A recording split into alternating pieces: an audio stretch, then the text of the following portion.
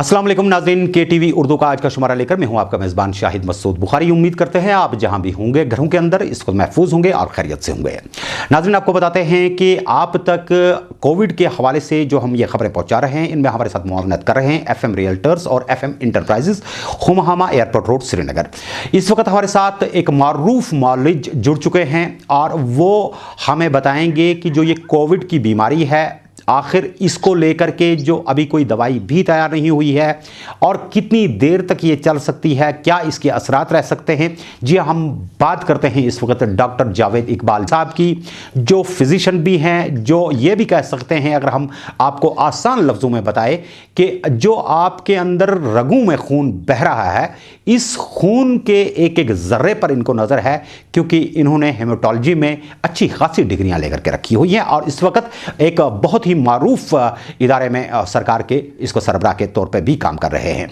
Doctor Iqbal साहब, आपका बहुत बहुत खैर मकदम है। शुक्रिया है। हाँ, देखिए डॉक्टर साहब, चूंकि हम कोविड के हवाले से मुख्तलिफ मौकों पर प्रोग्राम कर रहे हैं आजकल, तो डॉक्टर साहब आप ये बताइए कि चूंकि कोविड-19 को लेकर के कई खदशात भी सामने आ रहे हैं, कई परेशानियां भी हैं, एक ऐसा दर्द जो पूरी दुनिया को यकलख्त आया और पूरी दुनिया मुकफ्फिल हो गई। डॉक्टर साहब बता सकते हैं कि जिस पेशे के साथ आप जुड़े हैं, जहां पे आप आए रोज खून के अक्सर नमूनों की जांच के बाद ये देखते थे कि फलां जगह पर ये प्रॉब्लम आ गई, ये सेल खत्म हो गई, फलानी जगह प्रॉब्लम आ गई, जब कोविड का चैलेंज सामने आया तो सबसे पहली जो आपके अंदर सोच आई वो क्या है, क्योंकि आप काफी ज्यादा सोशल मीडिया पर छाए रहते हैं? बिल्कुल, ये जो ग्लोबल प्रॉब्लम है, सडनली इमर्ज हुआ, ये एक वायरस जो नमूदार हुआ वुहान में, चाइना में, तो ये करते करते पूरे वर्ल्ड में इसने अपना मतलब दबदबा करके रखा हुआ है और सब दुनिया में डेवलप्ड कंट्रीज जो हैं उन्होंने भी अपने घुटने टेक दिए हुए हैं, क्योंकि इससे क्या होता है, डायरेक्टली डेथ्स हो रही हैं जी। इट्स सो हाईली कंटेजियस, इतना लाग वाला है, एक दूसरे से कंटेजियस डिजीज है ये, और मोर्टेलिटी रेट बहुत ज्यादा है, डायरेक्टली लंग्स में इफेक्ट करता है, नमोनियाज करता है, ब्लड में क्या करता है, ब्लड के कुछ सेल्स हैं इनको डाउन कर देता है, WBCs कुछ हैं जो बॉडी को डिफेंड करने वाले सेल्स होते हैं, लिम्फोसाइट्स हैं, एक्यूट न्यूट्रोफिल्स हैं, उन पे इफेक्ट करता है, आपके जो प्लेटलेट्स हैं, ब्लीडिंग डिसऑर्डर स्टार्ट हो सकता है, इन लॉन्ग टर्म मतलब DIC में चला जाता है, इसमें कागुलोपैथी बताते हैं इसको हेमाटोलॉजिकल पॉइंट ऑफ व्यू से। जी, तो ये बहुत कॉम्प्लिकेटेड साबित होता है। अब डिपेंड करता है कहीं पे, जी, किसी में एक इम्यून सिस्टम बहुत स्ट्रांग है, किसी शख्स में किसी का इम्यून सिस्टम बहुत कमजोर हो जाता है। जैसे आप सिंपल सी बात समझ लीजिए कि बुढ़ापे में इम्यून सिस्टम डिक्लाइन होना स्टार्ट हो जाता है जी, ठीक है। छोटे बच्चों में तो, नवजायद बच्चों में तो इम्यून सिस्टम जो होता है वो मदर की तरफ से होता है जी जी जी जी, है ना। तो वो मदर के 6 मंथ्स तक मदर के ब्रेस्ट मिल्क से वो जो उसको दूध इसके थ्रू इम्यूनिटी मिलती रहती है, तभी वो बच्चा मतलब वो सर्वाइव करता है। जी जी जी जी, तो उस बच्चों में भी इम्यूनिटी कम है, बुढ़ापे में कम है। उसके अलावा कुछ ऐसी डिजीजेस होती हैं जैसे ट्यूबरकुलोसिस है, ऑलरेडी प्री एग्जिस्टिंग किसी को ट्यूबरकुलोसिस चल रही है, डायबिटीज है, कंट्रोल नहीं है, शुगर जिसको बताते हैं कंट्रोल लेकर नहीं है, तो उससे भी ये चीजें प्रॉब्लम होती है। तो उनमें ये ज्यादा चांसेस है इन्फेक्शन होने के, इन्फेक्शन और कम वायरल लोड किसी जगह, मतलब इन्फेक्शन अगर किसी को है, किसी को 10 वायरस से प्रॉब्लम आ सकती है, किसी को 1000 वायरस से भी प्रॉब्लम नहीं आएगी जी।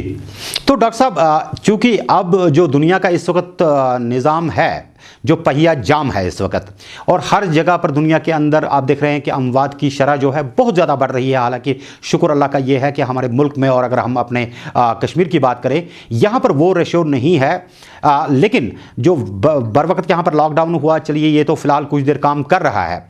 आपको क्या लगता है बहसते एक मौलिज, बहसते एक माहिर, कि अगर इसकी अद्वियात के हवाले से हम बात करेंगे, जिस पर अभी कह रहे हैं कि शायद ह्यूमन ट्रायल आज से शुरू हो रहा है, तो क्या बता सकते हैं आप कि कितनी देर लगेगी इस दवाई को आने में और कितना इसका ये रह सकता है, जो आपके नजरिए हैं? बिल्कुल, ये सबको यहाँ है कि अभी तक इसकी कोई ड्रग आई नहीं है और ना तो वैक्सीन अभी है। लेकिन अगर जो ट्रायल्स हैं देखा जाए, देखिए अगर अभी वैक्सीन बनाया तो वैक्सीन लगाते ही एंटीबॉडी स्टार्ट हो जाते हैं डेवलप होने में, बॉडी में डेवलप होने में। लेकिन ऑनसेट ऑफ एक्शन जो उस वैक्सीन का होगा कम से कम 4 हफ्ते लगेंगे। अगर मान लीजिए अभी किसी को हमने वैक्सीन दे दिया, चलो आज किसी पेशेंट को वो दे दिया, तो और किन को देना है वैक्सीन? जो इन्फेक्टेड होंगे उनको नहीं देना है ना। वैक्सीन किसको देना है? जो हेल्दी लोग होंगे जी, जो हेल्दी लोग होंगे। जो इन्फेक्टेड लोग होंगे उनको अगर वैक्सीन देगा ये वायरस और फल्मिनेट हो सकता है। अच्छा, सो उसको वैक्सीन देना है जिसको मतलब है ये डिजीज अभी स्टार्ट हुई ना हो, है ना। मतलब वैसे सिचुएशन में देना है वैक्सीन, नंबर 1। नंबर 2, अभी जैसे कुछ एंटीवायरल के बारे में जो भी हैं, मतलब हमारे पास बहुत सारे एंटीवायरल ड्रग्स होती हैं। जैसे हमारे एड्स वायरस अभी भी पेंडेमिक है, एड्स वायरस अभी भी वर्ल्ड में घूम रहा है। एड्स का आल्दो उतना इमीडिएट डेथ नहीं करता है एड्स का वायरस, वो स्लो पॉइजन समझो है। उसमें भी लंग्स इन्वॉल्व हो सकते हैं, उसमें ट्यूबरकुलोसिस हो जाती है, उसमें भी इम्यून सिस्टम डाउन हो जाता है। सिमिलरली हेपेटाइटिस बी और सी है। हेपेटाइटिस सी का अभी तक वैक्सीन नहीं बना है, आप देख लीजिए। हेपेटाइटिस ई है, वो प्रेगनेंसी में ज्यादा होता है, उनका भी वैक्सीन अभी तक नहीं बना है। हमें वैक्सीन प्रिवेंटेबल हेपेटाइटिस बी है, उसको वैक्सीन देना है। उसको देना है कि जो इसमें ऑलरेडी इन्फेक्शन ना हो। सो आपका जो क्वेश्चन है कि हाँ भाई जी इसको कितने टाइम में, नेचुरली 3 हफ्ते 4 हफ्ते के बाद इसका एक्शन स्टार्ट होगा। सो बीच में ये एक टाइम है, ये ब्रिज टाइम है जो हमारे पास होना चाहिए। इन्फेक्शन ना हो पेशेंट को, लोगों को, है ना।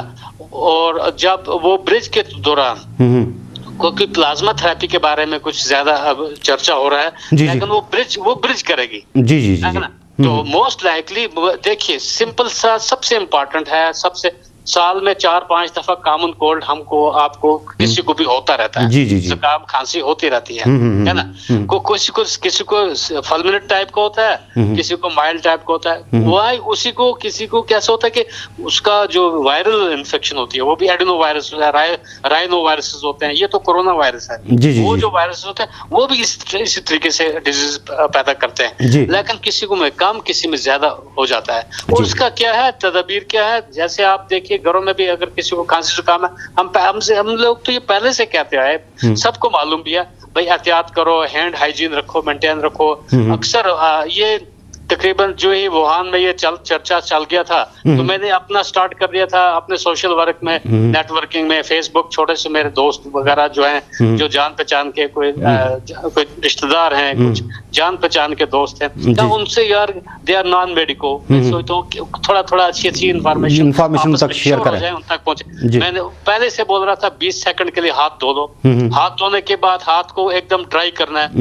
अगर हाथ ड्राई नहीं रहे तो उसमें अगर मॉइस्ट हाथ में ज्यादा वायरस लोड आ सकता है। बिल्कुल सही है। वो आपके एक्सीडेंटल मुंह की तरफ गया, सो ये लंग्स की तरफ, नाक की तरफ गया, तो वहां से नाक से ये इन्फेक्शन स्प्रेड होती है, साइनसस की तरफ से स्प्रेड होती है। सो एक तो वो चीज आ गया। दूसरा परहेज करना है, हैंड हाइजीन जैसे हो गया, सोशल डिस्टेंस, शुक्र खुदा का इनको टाइमली लॉकडाउन जो एडमिनिस्ट्रेशन ने किया, गवर्नमेंट ने, हमारी गवर्नमेंट ऑफ इंडिया ने किया, है ना। तो टाइमली अगर ये जो इफेक्ट हुआ लॉकडाउन का, लोगों को, जिन लोगों को समझ आती है उसका तो बहुत शुक्रगुजार, अल्लाह पर भी वो शुक्र करते हैं कि हाँ ऐसा हो गया। जिनको समझ नहीं आती, जो बेचारे, एक चीज है, जो बेचारा दूर दराज का फंस गया है किसी एक जगह से, बिहार का कश्मीर के पास क्या, कश्मीर वाला बांग्लादेश, बिल्कुल सही है, वहां फंसे, वो बोलते होंगे लॉकडाउन कैसे खत्म हो। हाँ बिल्कुल सही है। मैं चाहता हूँ लॉकडाउन ऐसा हो ताकि ये लोग एक दूसरे से टच में न रहे। हैंड शेक तक तो बात ही नहीं है, वो खत्म हो गया, है ना। ठीक है ना। तो डॉक्टर साहब, अब कुल मिलाकर के अगर चलते चलते आपसे ये बात पूछें कि चूँकि आपने अभी कहा कि जब आप खून के मुख्तलिफ तज्ज़ियों की बात करते हैं, आम आदमी का इम्यून पावर जो है वो उस बेचारे को पता भी नहीं होता है कि मेरा इम्यून पावर कैसा है। और वैसे भी देख लिया जाए तो हेल्थ कॉन्शियस हमारे स्टेट के अंदर लोग रहे हैं, लेकिन जो हेल्थ के बारे में सही इन्फॉर्मेशन है वो नहीं होती है लोगों की। ये क्या बता सकते हैं कि कौन सी ऐसी चीज़ें घरों के अंदर इस्तेमाल इस्तेमाल की जाएँ खाने पीने के लिए। हालांकि आजकल बाज़ारों में वो चीज़ें ज़रूरी नहीं है कि सारी अवेलेबल हों, लेकिन घर के अंदर जो चीज़ें मौजूद हैं, कौन सी चीज़ें हैं जिनसे थोड़ा बहुत एक आदमी इतना तंदुरुस्त रह सके कि वो घरों के अंदर बैठ के भी खुदा ना खास्ता बिल्कुल ही उसका इम्यून इतना कम ना हो जाए कि कल को अगर लॉकडाउन खुलता है या उसको थोड़ी रिलैक्सेशन मिलती है बाहर जाने के लिए तो वो इसका शिकार हो जाए। बिल्कुल, मैं सबसे पहले एक बहुत इंटरेस्टिंग चीज आपको बताऊंगा जी, ये बहुत इंटरेस्टिंग है। जब भी कभी खांसी, जुकाम, नजला हो जाए जी, या फीवर हो जाए जी, जी, तो उस शख्स को, इंसान को घर में बैठना चाहिए। घर में बैठने से, बेड रेस्ट करने से क्या होता है ना, बेड रेस्ट करने से इंसान का इम्यून सिस्टम स्ट्रांग बनता जाता है। जी, ये गौर से सुनना। जी, जी, इम्यूनिटी, कुछ बॉडी में कुछ ऐसे सेल्स रिलीज होते हैं, इंटरल्यूकिन्स एंड साइटोकिन्स रिलीज हो जाते हैं जो डिफेंस पावर पैदा करती है। ये पब्लिक, अल्लाह ताला ने कुछ ये लोगों को एक ऐसा तोहफा दे दिया हुआ है कि जिनको ये अटैक होने वाला था वो भी बच जाएंगे। अपने घरों में बंद हैं, अपने घरों में बैठे हैं, बेड रेस्ट पे हैं, आराम कर रहे हैं, तो उनसे क्या, उनके इम्यून सिस्टम स्ट्रांग होगा और विद द रिजल्ट क्या होगा कि ये डिजीज कश्मीर में जो विरलेंट होगा, जो हमारे वायरस जो है इतना डेंजरस वायरस नहीं होगा। इट में लिटिल डिफरेंट नंबर एक है ना। ये बहुत इंपॉर्टेंट है, बेड रेस्ट, होम रेस्ट वगैरह। और पोल्यूशन आप देखिए कम हो चुकी है, हो रही है और कम हो जाएगी। धुआंधारी कम है, स्मोकिंग कम करने से इम्यून सिस्टम स्ट्रांग होगा। जो स्मोकर्स होते हैं उनका इम्यून सिस्टम बिगड़ जाता है। चलिए, अब रमजान का महीना भी आ गया कल से, तो ज्यादा बेहतर ये भी मौका है कि एक सिगरेट छोड़ने का भी एक रास्ता है। रमजान की वजह से भी सिगरेट छूट सकती है और साथ साथ में इम्यूनिटी स्ट्रांग बढ़ती जाती है। उसके अलावा विटामिन डी जो होता है हड्डियों में हमें चाहिए, बोन स्ट्रांग होने चाहिए। विटामिन डी एंटी इन्फेक्टिव भी है। विटामिन डी हमें धूप से मिलता है। अब खुशकिस्मती है, ये एरा है। अभी अगर सर्दियां होती तो बहुत मुश्किल था, लेकिन अब गर्मियां आने वाली हैं, विटामिन डी एडिक्वेट मिल जाएगा। तो विटामिन डी भी एंटी इन्फेक्टिव करता है। इम्पॉर्टेंट है। विटामिन डी हमें किन किन चीजों से मिलता है? फिश से मिल जाता है, एग से मिलता है वगैरह, वो चीजें देखनी है। पनीर से मिलता है, वो चीजें हेल्दी फूड्स खानी है ना। प्रोटीन वाली डाइट खानी है, शुगर वाली डाइट कम करनी है। प्रोटीन डाइट से डिफेंस होता है। जी जी जी, चीज है ना।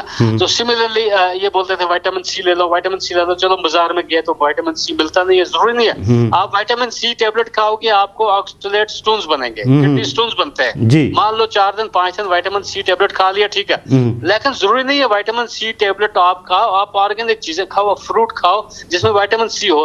लेमन है, लेमन में विटामिन सी होता है। मैं नहीं कहूंगा लेमन जो है विटामिन ये कोरोना वायरस को खत्म करता है। ये मिथ्स बनाने की जरूरत नहीं है। अपना इम्यून सिस्टम स्ट्रांग बनाना है। इस वायरस को अटैक करने के लिए हमें वो पूरा पावर चाहिए। हमें पूरा एक जंग लगानी है। एक वार है, एक जंग है। तो हमें क्या है, विटामिन सी लेना है फ्रूट के through, fresh fruits, vegetables, green leaf vegetables, immune system strong होता जाएगा। वायरस अल्लाह के फजल से भागता जाएगा, अटैक कम करेगा। जी डॉक्टर साहब, चलिए आपने आज हमारे साथ इस शुमारे में बात की। उम्मीद करते हैं कल परसों आपसे फिर हम बात करेंगे और देखेंगे कि लेटेस्ट तरीके पर इसको कश्मीर की सूरत हाल क्या होगी और क्या कुछ इसमें नया आया होगा। हो सकता है कि टेस्ट डोज जो ह्यूमन टेस्ट दिया जा रहा है, टेस्ट डोज दिया जा रहा है, उस पर भी शायद हम बात करें। तब तक उसमें भी कुछ बढ़ोतरी आ गई होगी, पेशरफ्त हुई होगी। तो बैरकैफ आपने आज KTV उर्दू में बात की। आपका बहुत बहुत शुक्रिया डॉक्टर साहब।